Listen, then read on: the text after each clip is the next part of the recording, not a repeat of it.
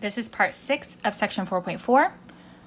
We're not asked to graph these, they just ask us to find the amplitude, the period, and the phase shift of y equal to 11 sine of 8 times x plus pi over 3. If I want to find my a, b, and c values here, I need to make sure that the coefficient on my x is 1, and it is. My a value is 11, my b value is 8, and the c value is, that's a plus sign, so negative pi over 3. Okay, the amplitude is the absolute value of a, so this is going to be 11. It's going to go up to 11 and down to negative 11. The period is 2 pi over b, so 2 pi over 8, so this is pi over 4. And then the phase shift is your c value, so it's negative pi over 3.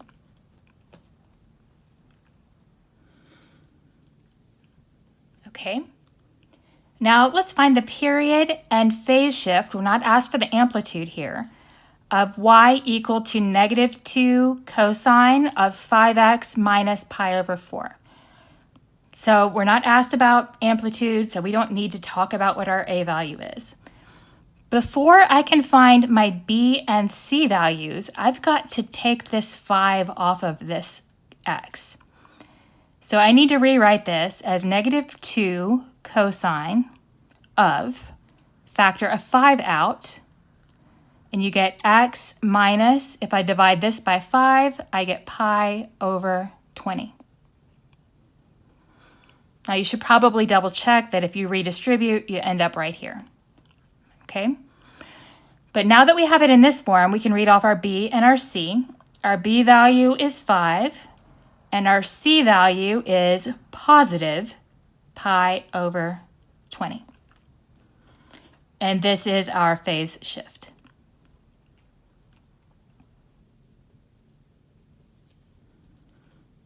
Okay, now to find the period, it is 2 pi over b. So 2 pi over 5 is the period of this graph. Okay.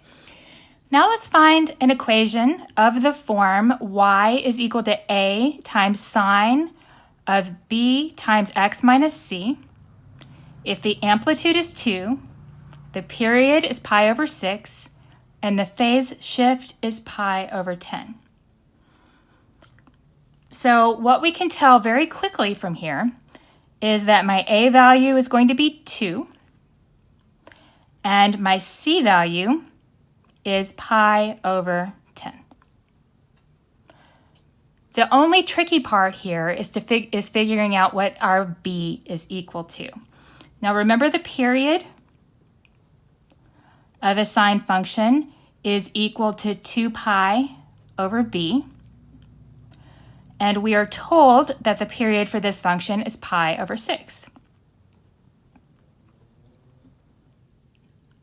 If we cross multiply, we get 12 pi is equal to b pi. So our b value must be 12. Okay, so now we have everything we need here.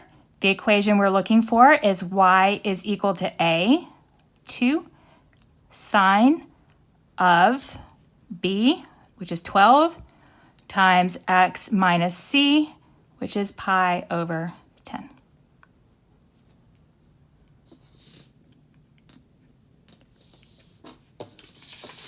Okay, now we're going to do something similar.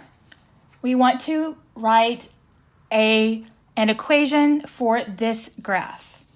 First thing we kind of need to do is to decide whether it makes more sense to start off with a cosine function or a sine function. Generally speaking, if you start off at 0 and go up and then go down, then it's best to use a sine function. If you start either at the bottom or above, if you're not starting on the x-axis, cosine is your best option. And since this starts below, we're going to have a negative value. It's going to be flipped over the x-axis. Okay, so I'm going to use cosine. And I know I want my a value needs to be negative. So I start below and then go up. Okay, so let's find our amplitude. Okay, our amplitude from the graph, it is by definition 1/2 of your maximum value minus your minimum value.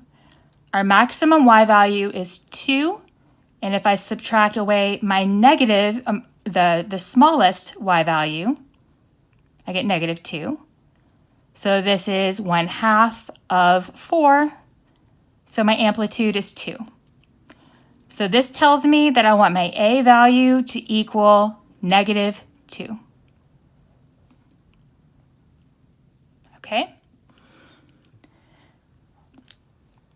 There is no horizontal shift because our starting portion of our cycle is on the y-axis. So there is no c value for us to worry about, but we do need to talk about the period. The period,